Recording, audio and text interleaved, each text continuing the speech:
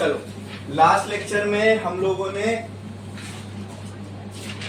Thermal equilibrium क्या होता है देखा था, जीरोथ लॉ देखा था, हाँ जीरोथ लॉ ऑफ थर्मोडायनेमिक्स, बराबर वहां तक हमने देखा था और हमने थर्मोडायनेमिक इक्विलिब्रियम भी समझ लिया था क्या होता है। ठीक है, आज अपन उसके आगे की चीज देखने वाले हैं which is first law of thermodynamics. Last lecture में लास्ट टॉपिक क्या देखे थे हमने, जीरोथ लॉ ऑफ थर्मोडायनेमिक्स, बराबर। अभी हम लोग क्या देखने वाले हैं, फर्स्ट लॉ ऑफ थर्मोडायनेमिक्स। फिर इसके अंदर एक और लॉ है सेकंड लॉ ऑफ थर्मोडायनेमिक्स, ठीक है, वो आगे आएगा, उसके लिए अलग मशीन पढ़ना है। अभी हम लोग क्या देखने जाएंगे, बोलो बोलो, फर्स्ट लॉ ऑफ थर्मोडायनेमिक्स। ठीक है, स्टेटमेंट वाइज तो बहुत सिंपल है, लेकिन खाली इसको समझना है अच्छे से कि फर्स्ट लॉ क्या कहता है। ठीक है, first law of thermodynamics is nothing but the law of conservation of energy. किसी को पता है law of conservation of energy क्या होता है? किसी को पता है law of conservation of energy क्या होता है? गलत तो गलत चलेगा, स्टेटमेंट एग्जैक्ट उसका स्टेटमेंट क्या होता है?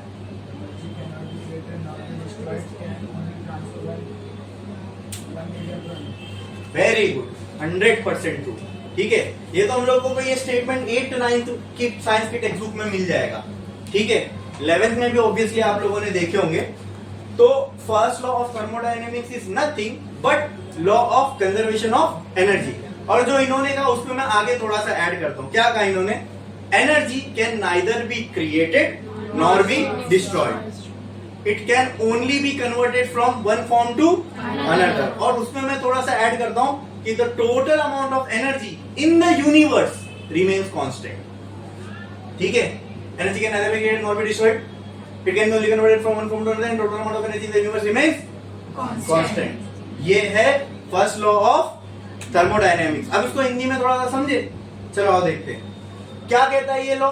हमने सुने तो बहुत बार होंगे, स्टेटमेंट भी बहुत बार देखे होंगे, है ना। याद करना ऐसी है जैसे हमने बोल दिया ना, ठीक है, तो याद तो हमने किए होंगे कई बार इस चीज को, इसलिए भूल भी गए, लेकिन इसको समझेंगे अच्छे से क्या होता है, फिर उसके बाद इसको लिखेंगे, फिर इसका मैथमेटिकल रिलेशन भी हम लोगों को देखना है। ठीक है, इस स्टेटमेंट से हम लोग इस स्टेटमेंट का, इस फर्स्ट लॉ का एक मैथमेटिकल रिलेशन भी है, वो भी देखेंगे। तो क्या कहता है first law of thermodynamics? Energy can neither be created nor be destroyed. मतलब एनर्जी को ना आप क्रिएट कर सकते हो ना आप डिस्ट्रॉय कर सकते हो। ठीक है, तो फिर क्या कर सकते हो एनर्जी के साथ? अगला स्टेटमेंट तो वही कहता है। अगर ये स्टेटमेंट पढ़ के मेरे दिमाग में सवाल आए कि फिर क्या कर सकते हैं हम लोग एनर्जी के साथ, तो बोलो, तो अगला स्टेटमेंट क्या कहता है? It can be, first lecture है क्लास में, तो इट कैन बी ओनली, बोलो बोलो, transferred from one place to another. ठीक है, या it can be converted from one form to another. ठीक है, तो एनर्जी को अगर मैं बना नहीं सकता, एनर्जी को अगर मैं डिस्ट्रॉय भी नहीं कर सकता, ठीक है, ठीक है, तो जो टोटल अमाउंट ऑफ एनर्जी है यूनिवर्स में वो क्या रहेगी? Constant. The total amount of energy in the universe remains constant. ठीक है, क्लियर है? यहां तक समझ में आया? ठीक है, तो पहले काम करते इसका स्टेटमेंट लिख लेते, फिर इसके मैथमेटिकल रिलेशन को देखेंगे। ठीक है, तो एक लाइन छोड़ो, स्टार डालो और लिखो first law of thermodynamics. First law of thermodynamics.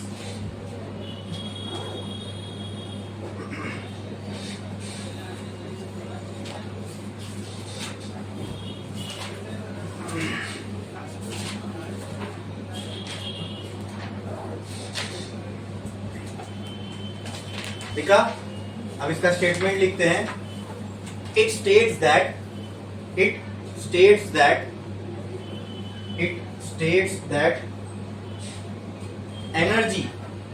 energy can neither be created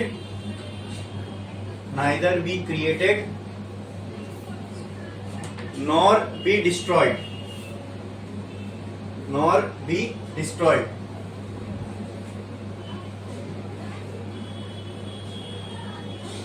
It can only be converted. It can only be converted from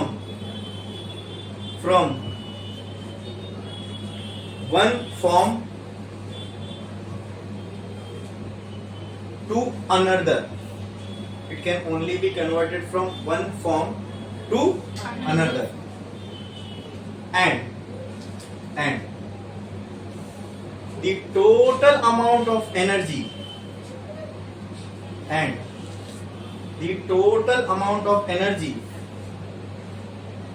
in the universe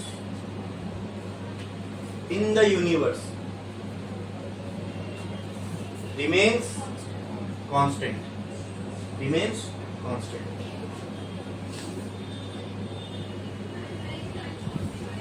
देख लिया आपने इतना? ठीक। अब एक सिस्टम हम लोग अज्यूम करते हैं जो हमने लास्ट लेक्चर में भी देखा, जो मैंने कहा आपकी टेक्स्ट बुक में है, वो सिस्टम का एग्जांपल लेके हम लोग काफी सारी चीजें देखने वाले थर्मोडायनेमिक्स में। वो सिस्टम क्या है? अब पिस्टन सिलेंडर अरेंजमेंट, जिसमें हम लोग क्या अज्यूम करते हैं, ये पिस्टन और सिलेंडर के बीच में फ्रिक्शन है क्या? नहीं है। ठीक है, एक अजम्पशन है। और भी अजम्पशन होते हैं इसके अंदर, ये मूवेबल है, वेटलेस है। ठीक है, लेकिन जो मेजर अजम्पशन हमारे लिए जरूरी है वो क्या है? ये फ्रिक्शनलेस है, इन दोनों के बीच में फ्रिक्शन नहीं होगा। ठीक है, फिर अब एक सिलेंडर लिया मैंने, उसके अंदर एक पिस्टन है। ठीक है, और इन दोनों के बीच में क्या भर दी? गैस। इसमें क्या है? गैस भरी हुई है। ठीक है, ये अरेंजमेंट को पहले समझो मैं क्या कर रहा हूं, फिर उससे हम लोग मैथमेटिकल रिलेशन निकालेंगे। अब ये गैस को मैंने क्या किया,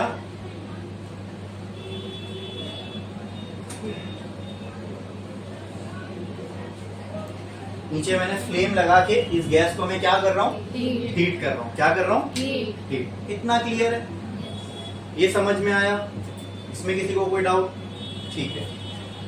अब ये गैस जब हीट होगी, अच्छा हीट क्या है? It is a form of energy. मतलब जब मैं इसको हीट कर रहा हूं तो क्या मैं बोल सकता हूं मैं इस सिस्टम को एनर्जी दे रहा हूं? हाँ, ठीक है। तो मैं in the form of heat इस सिस्टम को क्या दूंगा? एनर्जी। और उस हीट के वजह से, उस एनर्जी की वजह से क्या ये गैस के मॉलिक्यूल एक्सपांड होना चाहेंगे? एकदम सिंपल सी बात है, पानी लो, उसको हीट करो, वो क्या बनेगा? वेपर। वो क्या होना चाहेगा? एक्सपांड। फैलना चाहेगा ना, भाप बन गया, वो फैलना चाहेगा। मतलब उसी तरह जब आप इस गैस को भी हीट करोगे तो इस हीट की वजह से ये गैस भी एक्सपांड होना चाहेगी। ये समझना मुश्किल है क्या? एकदम लॉजिकल है। ठीक है, गैस को हमने हीट किया, गैस क्या होना चाहेगी? एक्सपांड। उसको जगह है एक्सपांड होने के लिए। तो फिर ये गैस एक्सपांड होने के लिए क्या करेगी? हाँ, यस, ये पिस्टन को, अरे जब ये गैस को एक्सपांड होना है, ये फिक्स्ड है, ये फिक्स्ड है, ये फिक्स्ड है, यानी ये वाला साइड फिक्स्ड है। ये मैंने हैचिंग लाइन ऐसी बना रहा हूं ना, इसका मतलब क्या? ये फिक्स्ड है। क्या ये? फिक्स्ड है। यहाँ पे क्या मूव हो सकता है? यहाँ पे क्या मूव हो सकता है? पिस्टन। तो गैस एक्सपांड हो रही है, और एक्सपांड होने के लिए उसको क्या चाहिए? जगह। एक्सपांड होने के लिए क्या चाहिए? अंदर है जगह। तो फिर इस पूरे इफेक्ट की वजह से होगा क्या? गैस पिस्टन को पीछे ढकलेगी। बोलो क्लियर है? तो क्या पिस्टन इस साइड पे मूव होगा? क्लियर? इसमें किसी को कोई डाउट, कोई दिक्कत, कोई परेशानी? ठीक है। अभी एक चीज और समझो, ये पिस्टन पहले किधर था? इधर। लेट से मैं इसको 1 बोल देता हूं। क्या इस गैस को हीट करने से जब गैस एक्सपांड होना चाहेगी और पिस्टन पीछे मूव होगा तो क्या पिस्टन पीछे जाएगा? तो मान लेते हैं मैंने इसको 10 मिनट हीट किया, उस वजह से गैस एक्सपांड हुई, और गैस के एक्सपांशन की वजह से ये पिस्टन मूव हुआ, पीछे गया। Very good. और लेट से ये पिस्टन आ गया इधर पे। हो सकता है ऐसे? क्या ये आपके भी दिमाग में समझ में आ रहा है, जैसा मुझे समझ में आ रहा है कि आपका दिमाग भी इसको हजम कर रहा है, ठीक है, क्या आपका दिमाग भी इसको हजम कर रहा है? हाँ हाँ, इमेजिन कर पा रहे हो ना ये, इसमें कोई दिक्कत तो नहीं? ठीक है, तो थोड़े टाइम बाद लेट्स से ये पिस्टन इधर आ जाएगा, ठीक है, इसकी पोजीशन ये हो जाएगी, लेट्स से 2, तो क्या मैं बोल सकता हूँ पिस्टन यहाँ से यहाँ डिस्प्लेस हुआ?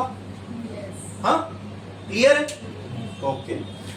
अच्छा, कोई चीज मूव कब होगी? हाँ, प्रेशर की वजह से, और प्रेशर तब तक नहीं हो सकता जब तक कोई एरिया पे फोर्स ना लगे। सही बात है, मतलब क्या मैं बोल सकता हूँ इस पिस्टन पे फोर्स भी लग रहा है? हाँ, आपने सही कहा, प्रेशर ही काम कर रहा है, क्योंकि एरिया पे जब फोर्स लगता है तो उसी को प्रेशर बोलते हैं, बराबर ना? एक पर्टिकुलर एरिया पे जब फोर्स लगे उसी को प्रेशर बोलते हैं। तो क्या यहाँ फोर्स भी लग रहा है? आपने कहा प्रेशर लग रहा है, तो इसी में आ गया कि फोर्स तो फिर लगना ही है, क्योंकि प्रेशर बनता ही फोर्स अपॉन एरिया से। क्लियर है, समझ में आया? ठीक है, तो क्या यहाँ फोर्स लगा पिस्टन पे? यस। तो क्या उसकी वजह से पिस्टन का डिस्प्लेसमेंट हुआ? यस। तो जब किसी चीज पर फोर्स लगता है और उसकी वजह से उसका डिस्प्लेसमेंट हो तो इसको हम क्या कहते हैं? Very good. मतलब यहाँ पे क्या हुआ? वर्क हुआ। समझे कि नहीं समझे? एकदम क्लियर समझ में आया? कैसे अपन एक लॉजिकल चीज को फॉर्मूले में लेके आ गए, समझा कि नहीं? हाँ, ये सब चीजें फिजिक्स में डिफिकल्ट होती है समझने के लिए, और यही इसीलिए हम लोग इसको फिजिक्स को टफ समझते हैं। लेकिन अब हमने जब एक एक करके एक्सपेरिमेंटल सेटअप से इसको समझा तो एकदम क्लियरली समझ में आया। अब आप ये भी बोल सकते हो कि ये जो मैंने हीट के फॉर्म में वर्क दिया, सॉरी हीट के फॉर्म में एनर्जी दिया, वो देखो वर्क के फॉर्म में कन्वर्ट हो गई। क्या फर्स्ट लॉ काम नहीं कर रहा?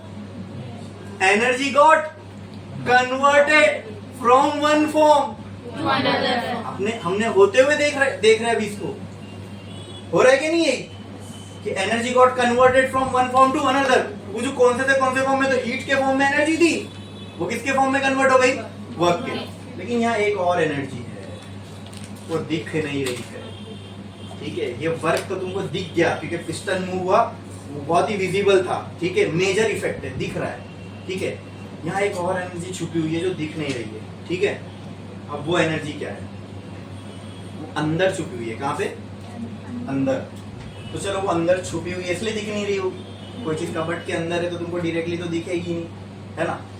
तो क्योंकि अब ये सिनोनिम्स में इसलिए यूज कर रहा हूँ क्योंकि उससे उसके नाम से इसका बहुत लेना देना है। ये एनर्जी कहाँ पर है? अंदर छुपी हुई है। कहाँ पर है? अंदर छुपी हुई है, ठीक है? तो इसीलिए एनर्जी को अंदर है तो इंटरनल बोल सकता हूँ, इसलिए इस एनर्जी का नाम पड़ गया इंटरनल एनर्जी। अब मैंने कहा अंदर, तो अंदर किसके? वो भी तो कोई चीज तो उसको अपने अंदर लिए हुए होगी ना, तभी तो हम उसको इंटरनल एनर्जी बोल रहे हैं। आई बात समझ में? ठीक है, तो क्या चीज है जो इसको अपने अंदर ली हुई है वो भी अभी समझेंगे। बट उस एनर्जी का नाम क्या है? Internal energy. तो पहले मैं इसका स्टेटमेंट बोलता हूं, फिर इसको और अच्छे से समझेंगे। लिखना नहीं, मैं भी बोल रहा हूं, लिखना जब रहेगा मैं बताता हूं। इंटरनल एनर्जी, इंटरनल एनर्जी क्या होती है? The energy possessed by the molecules of gas। जो एनर्जी गैस के मॉलिक्यूल के अंदर है, इसीलिए इंटरनल एनर्जी। किन के अंदर है? हाँ। तो यहाँ पे क्या हुआ ना दोस्तों, तो जो ये पिस्टन को एक्सपांड करने के लिए, एकदम सिंपल सी बात है भाई, अगर मुझे ये बेंच यहाँ से उठा के यहाँ रखनी है तो ये तो वर्क हो गया, लेकिन उसके लिए मेरे पास भी तो एनर्जी होनी चाहिए ना। हाँ, ये वर्क कर कौन रहा है? गैस कर रही है ना पिस्टन पे वर्क, तभी तो पिस्टन मूव हुआ। तो वो करने के लिए गैस के पास क्या होनी चाहिए? एनर्जी। और गैस के पास जो एनर्जी है we call that energy as internal. और कहाँ होती है गैस के पास इंटरनल एनर्जी? अपने मॉलिक्यूल्स के अंदर। आई बात समझ में? क्लियर है? तो होता क्या है कि जब हम इसको हीट कर रहे हैं तो डायरेक्टली जैसे आपने हीट करना चालू किया सीधा पिस्टन मूव हो जाएगा क्या? पिस्टन मूव हो जाएगा क्या? नहीं। पहले धीरे धीरे गैस अपने अंदर एनर्जी को एब्जॉर्ब करेगा, स्टोर करेगा, ठीक है? फिर उससे क्या होता है? देखो, एक्साइटेड हो जाते, इसके जो मॉलिक्यूल्स है वो एक्साइटेड हो जाएंगे, तो एक्साइटेड होने की वजह से क्या हो जाएगा? ये वाइब्रेट करने लगेंगे, ठीक है, वाइब्रेट करने लगेंगे और उसकी वजह से एक्सपांड होना चाहेंगे, बराबर। अब जितनी एनर्जी अब्सॉर्ब कर सकता था कर लिया, लेकिन फिर भी हमने ये हीट को बंद नहीं किया, ठीक है। हीट दिए जा रहे, वो एनर्जी अब्सॉर्ब करे जा रहे, लेकिन एक लिमिट के बाद इसकी एनर्जी अब्सॉर्प्शन की कैपेसिटी खत्म हो गई, मतलब इसकी इंटरनल एनर्जी फुल, ठीक है। अब भी तुम इसको एनर्जी दिए जा रहे हो तो क्या हो जाएगा, ये वाइब्रेट होने लगेगा, मतलब ये जो गैस के मॉलिक्यूल है वो और ज्यादा एक्सपांड होने लगेंगे, यहाँ भागने लगेंगे, ठीक है। अब जितनी ज्यादा आप इसको एनर्जी देते जाओगे उतना ज्यादा ये एक्साइटेड होता जाएगा। अब और गैस के मॉलिक्यूल क्या करते हैं मालूम, जब आप इनको एनर्जी दो ना तो ये रैंडम मोशन करने लगते हैं, बहुत फास्ट रैंडम मोशन करने लगते हैं। अब इनके पास इतनी ज्यादा एनर्जी आ गई और ये बहुत ज्यादा एनर्जी से रैंडम मोशन कर रहे हैं और जाने के लिए इनके पास कोई जगह नहीं है, तो इसका एक नेट इफेक्ट मतलब सब यहाँ करोड़ों मॉलिक्यूल होंगे ना गैस के, तो इन सब का मिला जुला के अपने को एक इफेक्ट देखने को मिलेगा कि इनको एक्सपांड होना, भागना है और दूर भागना चाहते, वो एक्सपांड होना चाहते लेकिन जा नहीं पा रहे, तो इन सब का मिला जुला एक नेट इफेक्ट अपने को देखने को मिलेगा कि पिस्टन पीछे हो रहा है। तो अब जो एक्सेस एनर्जी थी गैस के मॉलिक्यूल्स के पास वो कहां चली गई, बोलो कहां चली गई। एनर्जी एक गैस के मॉलिक्यूल के पास थी, आ रही थी, मतलब मान लो उसके पास 100 जूल की कैपेसिटी है, 100 जूल तक आई एनर्जी इसने ले लिया अपने अंदर। अब जो ऊपर की मान लो हमने 150 जूल सप्लाई कर दी, तो बाकी की 50 जूल कहां जाएगी, वो गैस के पास थी, लेकिन गैस ने उस बची हुई 50 जूल के बदले क्या कर दिया, पिस्टन को मूव। अब जब पिस्टन को मूव कर दिया तो वहां पे क्या हो गया, वर्क। तो वो एनर्जी जो बची हुई 50 जूल थी वो किस में कन्वर्ट हो गई, बोलो वर्क में। आई बात समझ में, क्लियर है, इसमें किसी को कोई डाउट है, समझ में आया। देखो एनर्जी का कन्वर्जन कैसे हो रहा है, एकदम सिंपल। हीट दिया हमने, ठीक है, तो हीट से सबसे जैसी हीट दूंगा तो पिस्टन मूव होना चालू हो जाएगा, नहीं। पहले धीरे धीरे गैस गर्म होगी तो वो एनर्जी जहा का रही है, अरे गैस अगर अपने अंदर ले रहा है तो जहा का रही है, अपने अंदर स्टोर कर रहा है, that is why we call it as internal energy, ठीक है। अब गैस का कोटा हो गया पूरा, अब इसको वो एनर्जी नहीं चाहिए, तो बची हुई एनर्जी से वो गैस क्या करेगी, वो और एक्सपांड होना चाहेगी, और ज्यादा दूर भागना चाहेगी, और ज्यादा वाइब्रेट होती रहेगी, ठीक है। तो उसकी वजह से क्या होगा, ये सब एक्सेस एनर्जी है ना, मतलब समझ लो किसी को सिर्फ 50 जूल एनर्जी चाहिए, आपने उसको 100 जूल एनर्जी दे दिए, तो जितना ज्यादा वो एक्टिव होना चाहिए था उससे ज्यादा वो हाइपर एक्टिव, सुपर एक्टिव हो गया, समझ में आ रही है बात। तो फिर वो एनर्जी एक्सेस वो क्या करेगा, खर्च करेगा कहीं ना कहीं, ठीक है। कोई दौड़ के करेगा, ठीक है, कोई जिम करके करेगा, कुछ भी एक्सरसाइज करके करेगा, एक एग्जांपल दे रहा हूं मैं आपको, ठीक है। तो ये जो गैस के मॉलिक्यूल के पास एक्सेस एनर्जी है इंटरनल एनर्जी के अलावा, ठीक है, इंटरनल एनर्जी तो इसके पास भर गई, जितनी चाहिए थी उतने इसने अपनी झोली में भर लिया, लेकिन हमने ये बंद किया क्या, मतलब अंदर एनर्जी अब भी जगह ही नहीं गैस के मॉलिक्यूल के पास अब और एनर्जी स्टोर करने, बट एनर्जी तो एक क्वेश्चन मार्क बन गया, इस एनर्जी का होगा क्या, ठीक है। तो ये एनर्जी को अपने को डिस्ट्रीब्यूट करना है, डिसिपेट करना है, तो गैस के मॉलिक्यूल क्या होंगे, और ज्यादा एक्साइटेड हो जाएंगे, क्या हो जाएंगे, और ज्यादा, और आपने उनको एनर्जी दी और ज्यादा वो एक्साइटेड हो गए, मतलब जोर जोर से वाइब्रेट अंदर होने लगे, रैंडम मोशन करने लगे, ठीक है। तो इसकी वजह से क्या होगा, इसकी वजह से इस पिस्टन पे प्रेशर पड़ेगा और उस प्रेशर की वजह से ये पीछे जाएगा। तो क्योंकि यहाँ प्रेशर पड़ा मतलब यहाँ फोर्स लगा, ये पीछे क्या है, यानी यहाँ वर्क हुआ, ठीक है, यहाँ वर्क हुआ, तो ऑटोमेटिकली यहाँ पे जब वर्क हुआ तो वो जो एक्सेस एनर्जी थी वो कहाँ खर्च हो गई, वर्क करने में। आई बात समझ में, जो गैस के पास एक्सेस एनर्जी थी इंटरनल एनर्जी के अलावा वो कहाँ हो गई, वर्क करने में। आई बात समझ में, क्लियर है, बोलो इसमें किसी को कोई डाउट है, समझ में आया पक्का। तो अब अपन एक इक्वेशन लिखते हैं, हाँ ठीक है। मैंने जो यहाँ पे एनर्जी दिया था किसके फॉर्म में दिया था, हीट के, तो हीट को हम लोग रिप्रेजेंट करते हैं कैपिटल क्यू से, हीट का रिप्रेजेंटेशन क्या है, कैपिटल क्यू, क्या है, और इसकी वजह से यहाँ पर एक एनर्जी गई, वो कौन सी थी, बोलो, गैस के मॉलिक्यूल के पास कौन सी एनर्जी, इंटरनल एनर्जी, और इंटरनल एनर्जी को हम लोग रिप्रेजेंट करते हैं डेल्टा यू से, किससे, डेल्टा यू से, बोलो क्लियर है, ठीक है। तो ये जो एनर्जी थी, मान लो एग्जांपल मान लो मैंने हीट के फॉर्म में 100 जूल एनर्जी दिया। कितनी एनर्जी दिया? 100 जूल। कितनी एनर्जी दिया? 100 जूल। और ये गैस के मॉलिक्यूल की जो कैपेसिटी है, मतलब इंटरनल एनर्जी की जो कैपेसिटी है, वो सिर्फ 50 जूल को होल्ड करने की है। कितनी? 50 जूल। ठीक है, तो इसमें से सबसे पहले 50 जूल कहाँ जाएगी? वर्क करने में, कि पहले गैस के मॉलिक्यूल की इंटरनल एनर्जी को फिल करने में? वेरी गुड, पहले गैस अपने लिए इंटरनल एनर्जी लेगा। तो ये जो थी पहले कहां पे जाएगी? इंटरनल एनर्जी के पास। मतलब ये गई इंटरनल एनर्जी के पास। हीट 100 में से 50 किसके पास गई? अब हो गया फुल। अब गैस को और एनर्जी, लेकिन फिर भी हम हीट दिए जा रहे हैं और इतनी हीट दे रहे कि वो एनर्जी कितनी हो जाए? 100 जूल के बराबर। तो बाकी के 50 से क्या होगा? वो गैस मॉलिक्यूल और ज्यादा एक्साइटेड हो जाएंगे और उसके वजह से ये पिस्टन मूव होगा। तो उसके वजह से यहाँ पे क्या हो गया? पिस्टन वर्क हो गया। तो बाकी की 50 जूल कहाँ खर्च हुई? यानी गैस ने खर्च किया, उसको दिया और हमने उसने खर्च कर दिया। ठीक है, कहाँ पे खर्च किया? जब वर्क में खर्च किया। ठीक है, हाँ वर्क में खर्च किया। इतना क्लियर है? ठीक है, अब फर्स्ट लॉ पे फिर से आओ।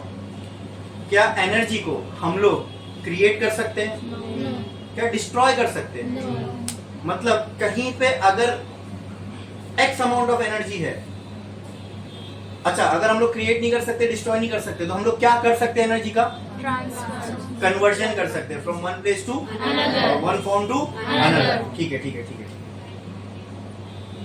और टोटल अमाउंट ऑफ एनर्जी क्या होना चाहिए? कांस्टेंट। क्या होना चाहिए? कांस्टेंट। तो क्या यहाँ पे हीट एनर्जी जो थी वो कन्वर्ट हुई इंटरनल एनर्जी में, लेकिन टोटल अमाउंट ऑफ एनर्जी कितना होना चाहिए? कांस्टेंट। क्या होना चाहिए? कांस्टेंट। मतलब सिस्टम जो जितना मैंने एनर्जी दिया उतना ही एनर्जी मुझे कोई और फॉर्म में, वो फॉर्म में नहीं होगी चलेगा, लेकिन अगर total amount of energy constant रहता है तो कोई और फॉर्म में भी मुझे उतनी ही, बोलो ना, मिलनी चाहिए। मिलनी चाहिए। कितनी दिया था मैंने? तो मिली अभी तक कितनी? 50। लेकिन बाकी 50 का हिसाब वो मालूम है हम लोग को, बाकी 50। तो क्या मैं ऐसा बोल सकता हूं? हाँ बोल सकता हूं। मतलब जो 100 जूल मैंने हीट के फॉर्म में दिया वो 50 इंटरनल और 50 वर्क में बढ़ गई।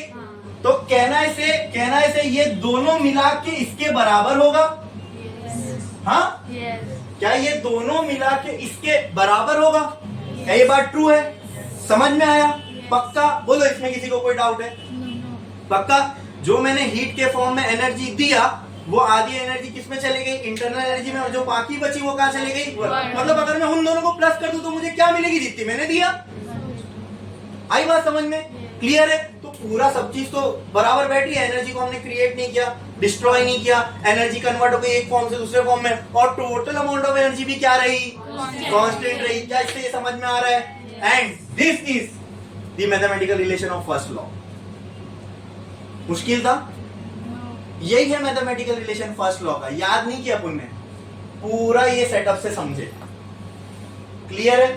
समझ में आया? Q is equal to internal energy plus work. ठीक है, समझ में आया? इसी को बोलते हैं फर्स्ट लॉ, इसी को बोलते हैं फर्स्ट लॉ ऑफ थर्मोडायनेमिक्स। एक तो होता है स्टेटमेंट, तो स्टेटमेंट कोई पूछेगा वो तो 8th स्टैंडर्ड का बच्चा भी बता देगा, उसकी भी टेक्स्ट बुक में है ये स्टेटमेंट एनर्जी कंजर्वेशन का। लेकिन आप 12th में हो तो आपका लेवल हाई होना चाहिए ना। तो आप में उनमें फर्क क्या है? आपसे कोई फर्स्ट लॉ पूछे तो ये है आपके लिए फर्स्ट लॉ, उसका मैथमेटिकल रिलेशन आपको जबान पे होना चाहिए। और समझ चुके हम लोग ने, इसीलिए कह रहा हूँ, याद करने नहीं बोल रहा, रटने नहीं, लेकिन हमने अभी समझा ना किस तरीके से हमने एनर्जी दी, फिर वो कैसे कन्वर्ट हुई, फिर उसको हमने कैसे मैथमेटिकल रिलेशन में लेके आए। क्लियर है? ये समझना मुश्किल है। जैसे एग्जांपल है, मेरे पास 100 रुपए, मैंने इसको 50 दिया, इसको 50 दिया, तो मेरे पास the money is equal to this plus this. इसमें क्या मुश्किल है समझना? क्लियर है? जो एनर्जी हमने दी वो जिस फॉर्म में बटी वही हमने लिख लिया। क्लियर है? और इसलिए मैंने देखो अजम्पशन पहले लेके रखा था, ये फ्रिक्शनलेस है।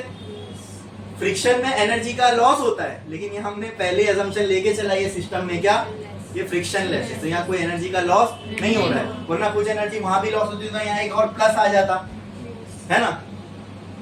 But this is an ideal system. यहाँ हम क्या अज्यूम कर रहे हैं कि इसके और इसके बीच में कोई फ्रिक्शन, मतलब जब जो दो चीज एक दूसरे पे घसती है ना तो वहाँ फ्रिक्शन होता है, और हम अज्यूम कर रहे हैं यहाँ पे वो नहीं है। ठीक है, तो अपने को क्रिस्टल क्लियर एक इक्वेशन मिली कि इतनी एनर्जी दी है और ये एनर्जी इसमें और इसमें बट गई। क्लियर है, समझ में आया? क्या इसमें किसी को कोई डाउट है? हाँ, फर्स्ट लॉ का मैथमेटिकल रिलेशन एकदम क्लियर है। हाँ, हीट के फॉर्म में आपने एनर्जी दी, उसमें से कुछ कहाँ चली गई? इंटरनल एनर्जी में, और जो एक्सेस एनर्जी बची वो कहाँ चली गई? वर्क करने में। ठीक है, तो इन दोनों को मिलाओगे तो जितनी दी है वही आएगा। क्लियर है, समझ में आया? पक्का पक्का। ठीक है, तो एक काम करते हैं, अपन इंटरनल एनर्जी का भी डेफिनेशन लिख लेते हैं। ठीक है, फिर उसके बाद mathematical relation of first law लिखेंगे। बराबर, तो एक लाइन छोड़ो, स्टार डालो और लिखो इंटरनल एनर्जी, और उसका सिंबल भी लिख देना। ठीक है, इसके डेफिनेशन जहां लिखोगे इंटरनल एनर्जी तो ब्रैकेट में डेल्टा यू भी लिख दो।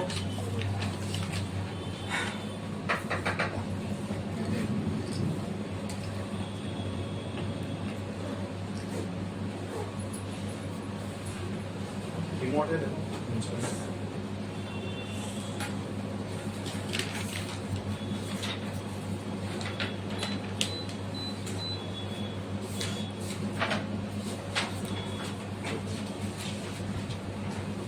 लिखो। ठीक है, इंटरनल एनर्जी सिंबल लिखे उसका। ठीक है, क्यों नहीं लिख रहे हो? ठीक, चलो अब स्टेटमेंट बोल रहा हूं, लिखो। The energy possessed by the molecules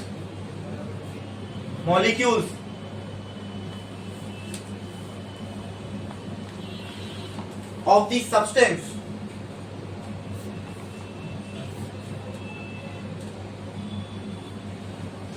is called as internal energy.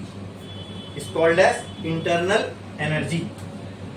Is called as internal energy.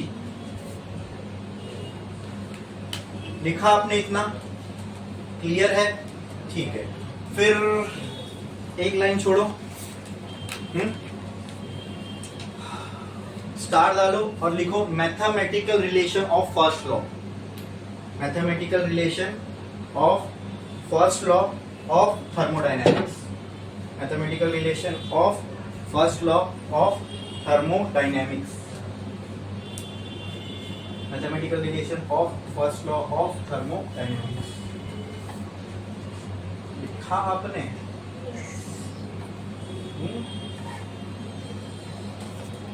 कुछ मत करो, उसके नीचे ये डायग्राम एज इट इज बना लो।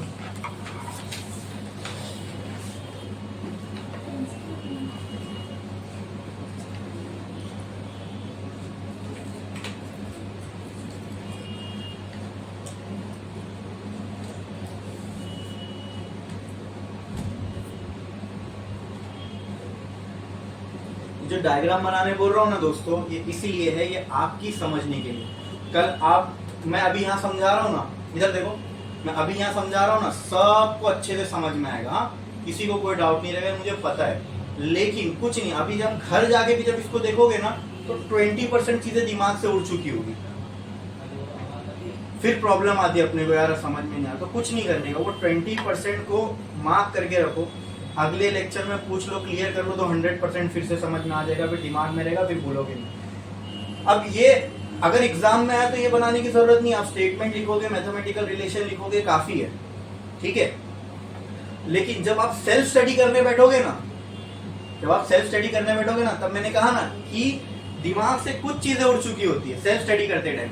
अरे इसके बारे में सर ने बताए थे, समझ में तो आया था क्लास में, लेकिन तब पढ़ते टाइम दिमाग से भूल हो जाती, तो मैंने उसका भी ध्यान रखा है। इसके लिए मैं आपको ये बनवा रहा हूँ। क्यों? क्योंकि जब आप सेल्फ स्टडी करने बैठोगे ना तब बराबर याद रहेगा। यहाँ दिखेगा क्यू, यहाँ दिखेगा इंटरनल एनर्जी, यहाँ दिखेगा वर्क। ठीक है, तो याद आएगा, हाँ ये स्टेटमेंट कैसे बना, इस डायग्राम में कुछ एक्सप्लेन किए थे सर ने, याद आ जाएगा। क्लियर है? देखो बना पड़ा।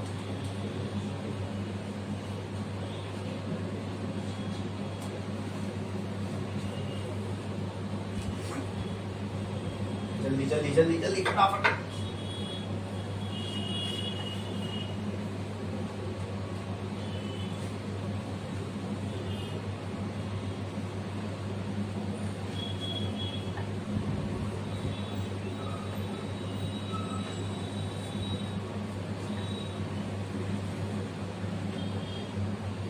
और एक चीज मैं इसमें ऐड कर देता हूँ, ये गैस के मॉलिक्यूल यहाँ पे क्या लगा रहे हैं, फोर्स। और ये फोर्स जब एक पर्टिकुलर एरिया पे लगता है तो ऑटोमेटिकली वो क्या बन जाता है, प्रेशर।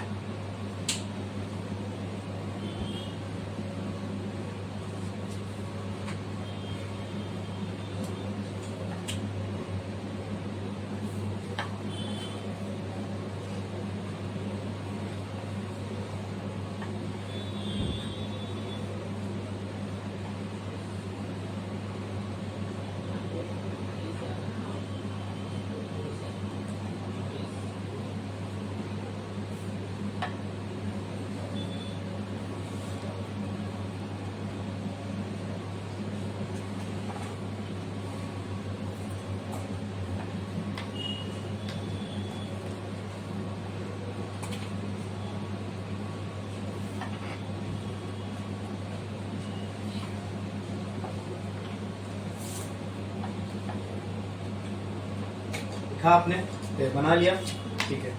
अच्छा, जहाँ इंटर एनर्जी का डेफिनेशन लिखे हो वहां पे थोड़ी बहुत अगर जगह होगी तो उसका फॉर्मूला भी बता रहा हूँ वो भी वहीं लिख दो, क्योंकि इंटरनल एनर्जी का जो मैथमेटिकल रिलेशन है ना उसका डेरिवेशन नहीं है आपके सिलेबस में, लेकिन ये फॉर्मूला अपने को आगे काम आने वाला है। कहाँ आएगा इसी लेक्चर में बता दूंगा, ठीक है। वो फॉर्मूला काम आने वाला है, ठीक है।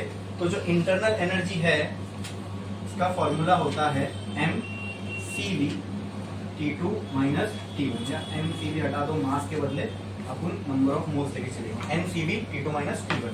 अच्छा, कहीं पे कोई चीज का डिफरेंस है तो दोस्तों क्या मैं इसको डेल्टा T लिख सकता हूँ? हाँ, जैसे कहीं V2 माइनस V1 लिखा हुआ है तो उसको मैं डेल्टा V लिख सकता हूँ, कहीं P2 माइनस P1 लिखा है तो उसको मैं डेल्टा P लिख सकता हूँ। उसी तरह यहाँ T2 माइनस T1 है तो यहाँ पे मैं डेल्टा T लिख सकता हूँ। तो क्या मैं इंटरनल एनर्जी का फॉर्मूला ये भी बोल सकता हूँ, mCV डेल्टा T? हाँ, ये दोनों लिख लो। अगर नई जगह है तो मार्जिन के ऊपर लिख दो फॉर्मूला फॉर इंटरनल एनर्जी, या फिर नीचे अगर जगह है तो वहां लिख सकते हो, या डायग्राम के बाजू में तो वहां लिख सकते हो।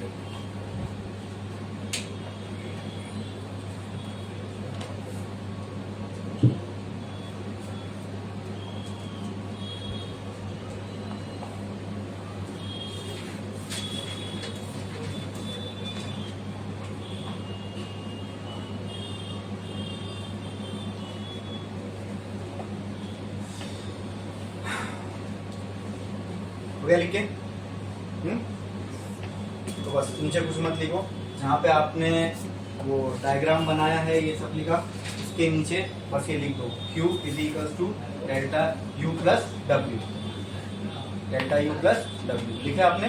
उसके नीचे ऐसा लिख दो वेर इस इक्वेशन के जस्ट नीचे ऐसा लिखो वेर, फिर उसके नीचे लिखना Q डेल्टा U और W, ठीक है। ऐसा Q के बाजू में क्या लिख दोगे, हीट, इंटरनल एनर्जी, ठीक है।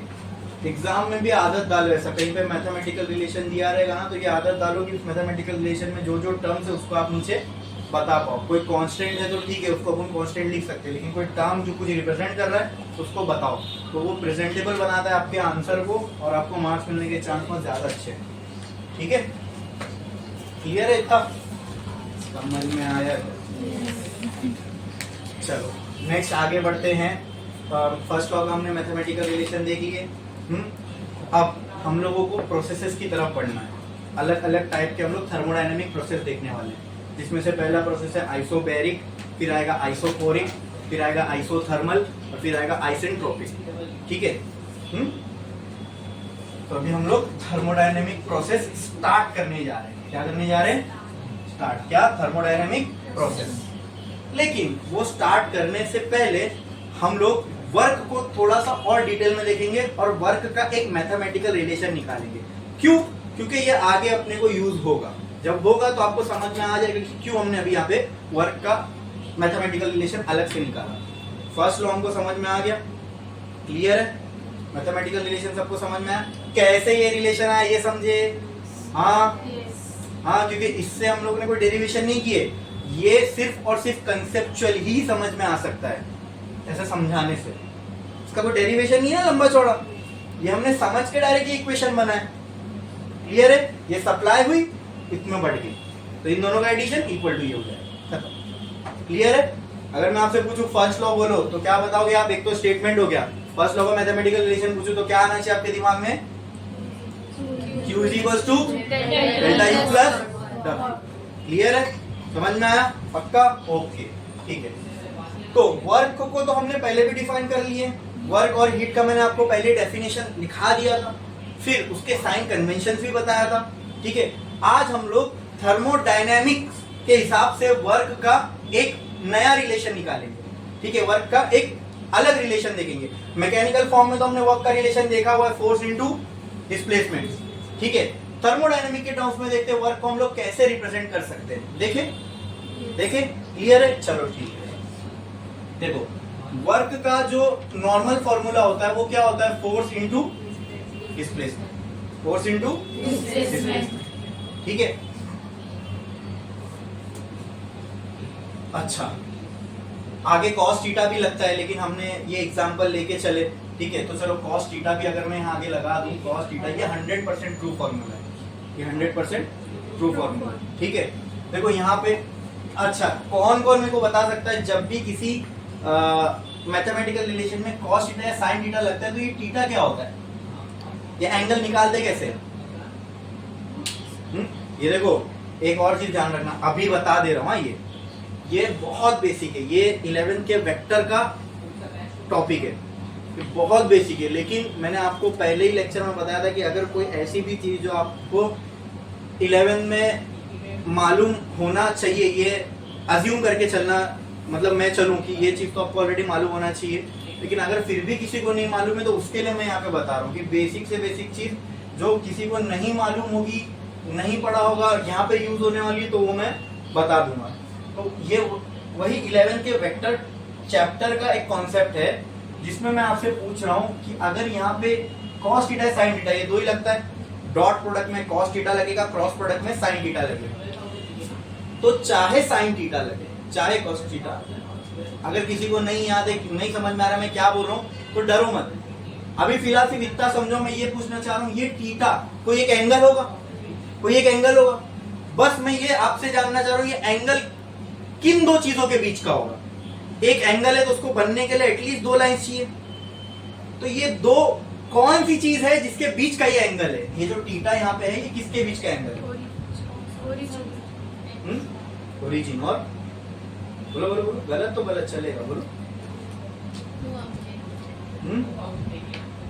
तो देखो, मैं एकदम सिंपल टर्म्स में आपको बता देता हूँ, आज के बाद इसमें कभी कंफ्यूजन नहीं होगा, और आज के बाद ये आपको हमेशा याद रखना है, क्योंकि फिजिक्स में ये बहुत काम आने वाला है। और एक सजेशन दे रहा हूं मेरी तरफ से, जो भी अपने बारे में हर कोई जानता है ना, इसलिए कह रहा हूं, जिसको भी ऐसा लगता है कि मेरा वेक्टर चैप्टर अच्छे से नहीं हुआ है, मुझे उसके कंसेप्ट नहीं आते हैं, तो उसको चेक कर लो। मैं पहले लेक्चर 11 में, अगर यहाँ जो मैंने 2-3 लेक्चर लिया था उसमें मैंने बताया था कुछ चैप्टर जो है वो बहुत इंपॉर्टेंट है, वो 11 में आपको करना ही करना है, क्योंकि आपके 12th के एंड तक वो काम आएंगे। अच्छा, वेक्टर तो एक ऐसा चैप्टर है ना, इसके बिना तुम फिजिक्स से कहीं कहीं कॉन्सेप्ट समझ ही नहीं सकते, इसलिए वो इतना इंपॉर्टेंट है। तो हर कोई अपने बारे में जानता है, जिसको लगता है कि मेरे वेक्टर के कॉन्सेप्ट सही नहीं है, मुझे नहीं आते, तो वो सही कर लो, क्योंकि मैं बोल रहा हूँ ना, बहुत से अब आगे जाके ऐसे टॉपिक्स आने वाले हैं अपने को, जिसमें बिना वेक्टर की समझ के आप वो कंसेप्ट ही नहीं समझ पाओगे। क्लियर है? मैं बताऊंगा, उसका टेंशन मत लो, जितना यहाँ जरूरी होगा मैं उतना बताऊंगा, लेकिन अगर आपने उसको समझ के रखा है तो आपको बहुत उससे हेल्प मिलेगी। ठीक है, यहाँ जितना रिक्वायर्ड है मैं बताऊंगा, उसी तरह अभी बता रहा हूँ, समझ लो।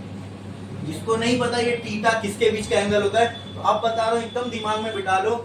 जब भी आप ऐसे कोई फॉर्मूले में, चाहे वो डॉट प्रोडक्ट हो या क्रॉस प्रोडक्ट हो, ट्रिग्नोमेट्रिक फंक्शन के पहले जो भी लगा है, ट्रिग्नोमेट्रिक, ये ट्रिग्नोमेट्रिक फंक्शन है साइन कॉस टेन, यहाँ पे तुमको दिख रहा है ट्रिग्नोमेट्रिक फंक्शन है, इसके पहले जो कुछ लगा है, इन दोनों के बीच का एंगल ये थीटा होता है, वहीं पे है, वहीं पे है, ये आंसर उधर ही है। मैंने पूछा ये एंगल थीटा किसके बीच का एंगल है? सिंपल, किसके बीच का है? जो भी ट्रिग्नोमेट्रिक फंक्शन से पहले लगा है। क्लियर है? क्लियर है? समझ में आया? बोलो क्लियर है? अच्छा मैं अभी आपको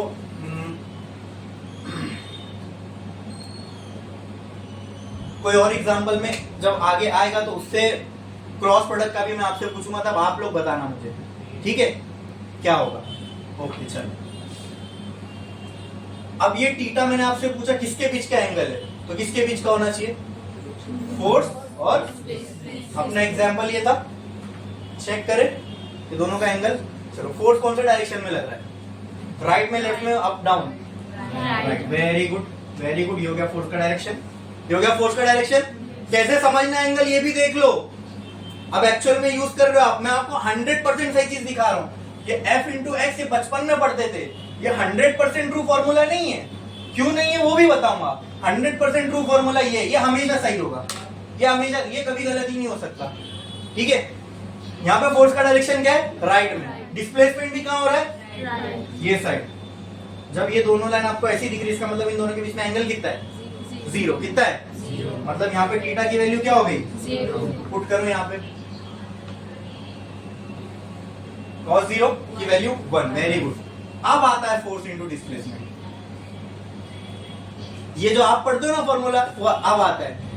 आप समझ रहे, बचपन से आपसे एक चीज छुपाई गई है। वो क्या? वो ये थी कि हमेशा उसमें ये अज्यूम करके चल रहे थे फोर्स और डिस्प्लेसमेंट एक ही डायरेक्शन में, लेकिन अब ऐसा नहीं होगा। कभी कभी अब आगे फिजिक्स में आप ऐसे भी सिनेरियो में आओगे जब फोर्स इस डायरेक्शन में और एक्स इस डायरेक्शन में, ठीक है, या फोर्स और डिस्प्लेसमेंट, या जैसे अभी यहाँ पे वो 0 था, 180 था, कहीं कहीं पे दो क्वांटिटी ऐसी आएगी जो एक दूसरे से 90 डिग्री भी है, तब क्या करना है वो भी हम लोग देखेंगे। क्लियर है? हाँ, जो work is equal to force into displacement है। अब समझ में ये 100% ट्रू हो सकता है क्या? इसमें ये कंडीशन छुपी हुई है। आई बात समझ में? जब हम ये लिखते हैं तो हम ऑटोमेटिकली इस बात को अज्यूम करके चल रहे हैं कि फोर्स और डिस्प्लेसमेंट का डायरेक्शन सेम है, ठीक है। अच्छा, फोर्स और डिस्प्लेसमेंट का अगर डायरेक्शन अलग अलग हो तो क्या होगा? तो थीटा की वैल्यू आएगी 180 और वो हो जाएगा माइनस। अच्छा, वो माइनस साइन देखो इंडिकेट करती है कि दो चीज अपोजिट में जा रही है, ऑटोमेटिक आ जाएगी, आपको करने की जरूरत नहीं है, ठीक है। अभी फिलहाल के लिए समझ में आया क्या बताया मैंने? वेक्टर का एक कॉन्सेप्ट बताया 11th का। क्या था वो? ये थीटा के बारे में। ये थीटा क्या रहेगा? जो भी ट्रिग्नोमेट्रिक फंक्शन के पहले लिखा हुआ है उन दोनों के बीच का, फिर वो कहां चेक करोगे? जो भी आपके पास एग्जांपल दे वहां चेक करोगे। हमारे पास एग्जांपल था, फोर्स इधर लग रहा है, डिस्प्लेसमेंट इधर हो रहा है, हमने चेक किया दोनों के बीच में एंगल कितना है, पुट किया, अपने को ये फॉर्मूला आ गया। क्लियर है? समझ में आया? पक्का? ठीक है। चलो, अगर मैं बोलूं इफ x जो डिस्प्लेसमेंट है इज वेरी स्मॉल,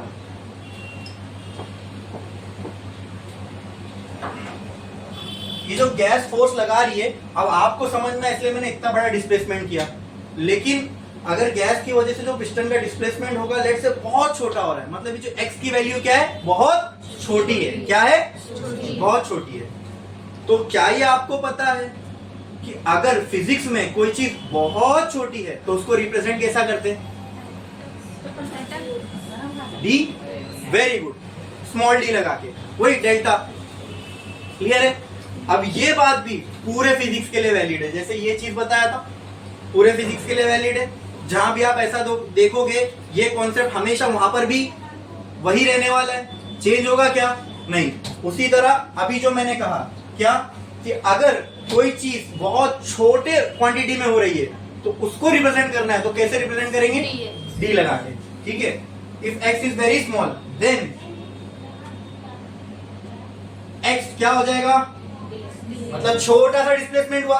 dx का मतलब डायरेक्टली समझ जाने का, क्या? डिस्प्लेसमेंट बहुत छोटा सा है। अच्छा, अगर यहाँ पे डिस्प्लेसमेंट की वैल्यू बहुत छोटी है तो इसको जब मल्टीप्लाई करोगे तो वर्क भी बहुत छोटा सा आएगा वैल्यू में। क्या इस बात से आप एग्री करते हो?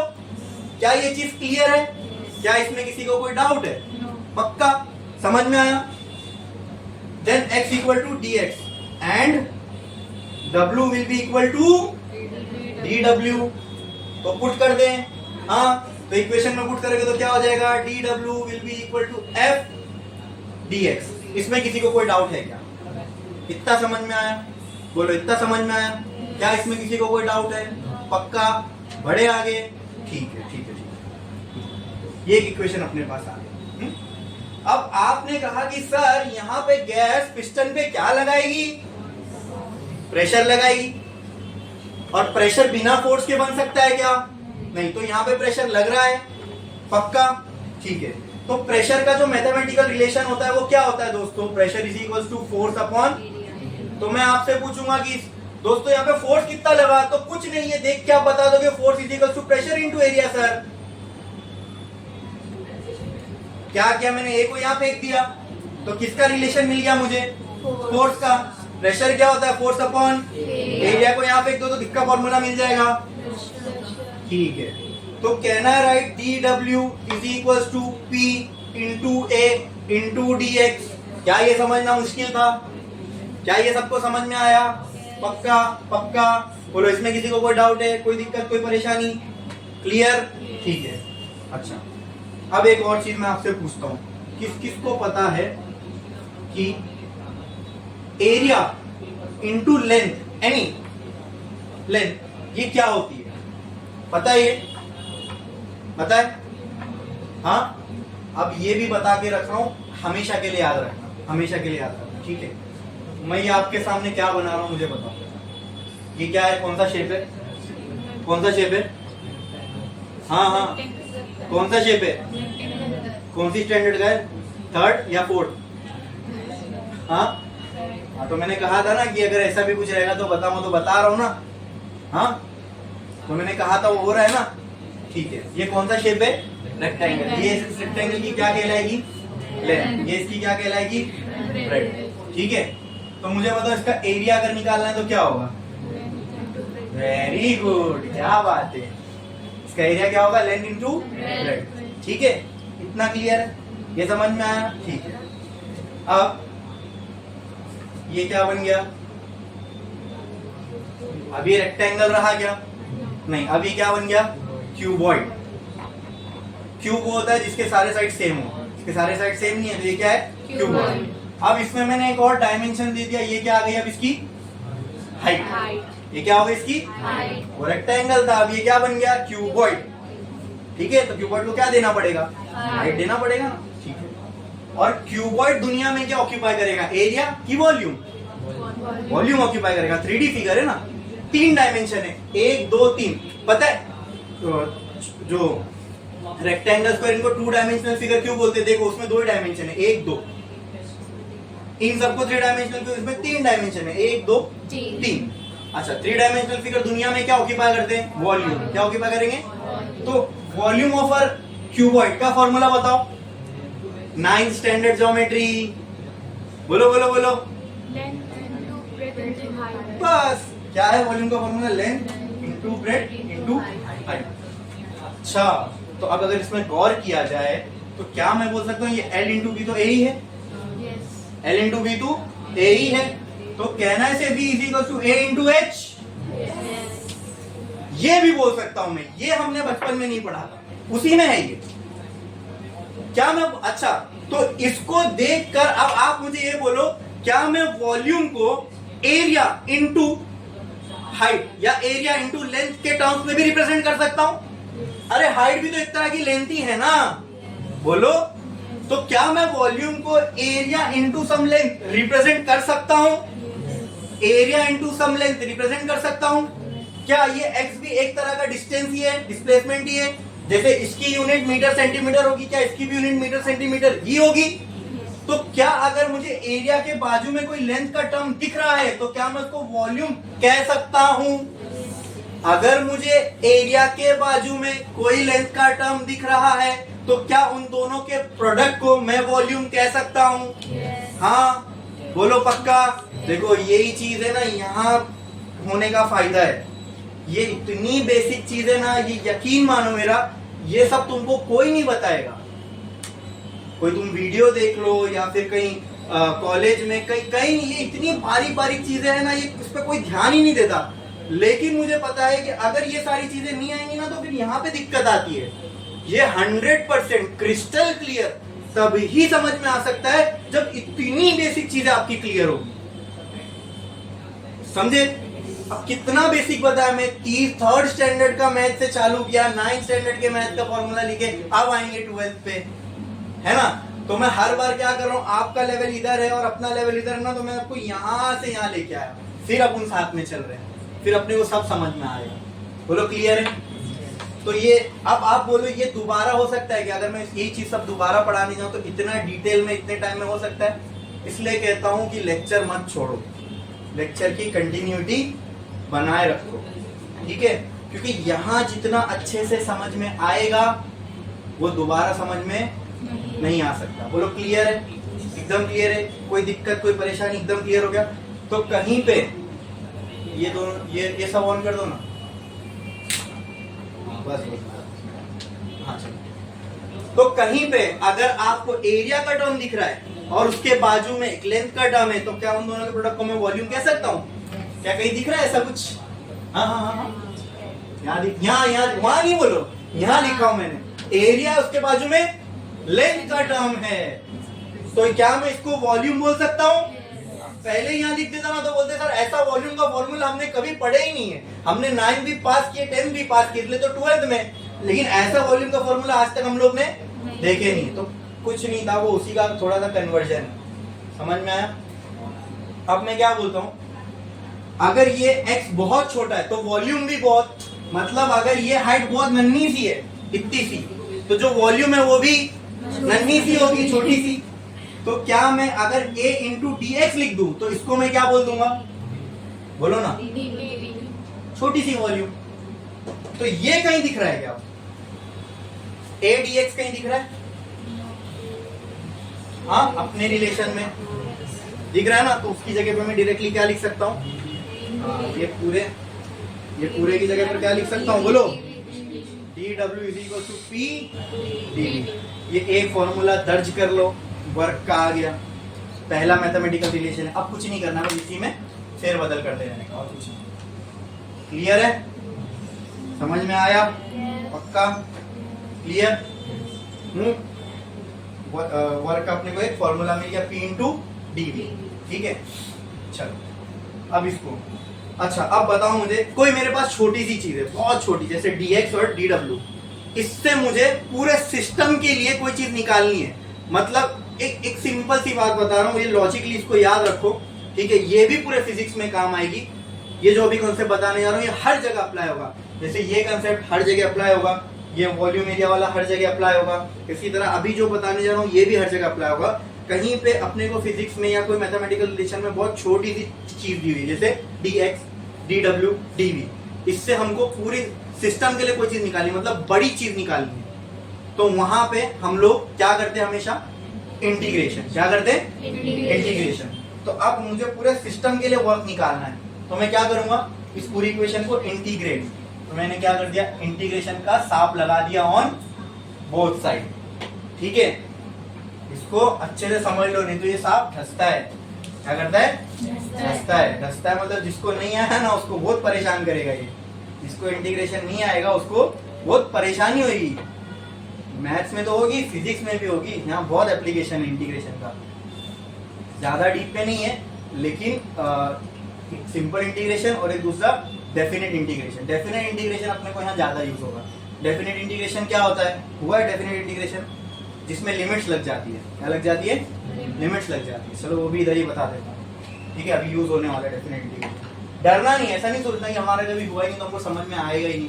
ये सब भी तो आज से पहले कभी नहीं देखे थे ना, लेकिन समझा ना, हाँ, तो अपने को ये भी समझ में आ जाएगा। भले ही मैथ्स का लेक्चर नहीं है, लेकिन डेफिनेट इंटीग्रेशन समझ में आ जाएगा। तो इंटीग्रेट करना है बोथ साइड, तो integration dw equal to integration a dv। बोलो क्लियर है? क्या समझ में आया? बोलो ना।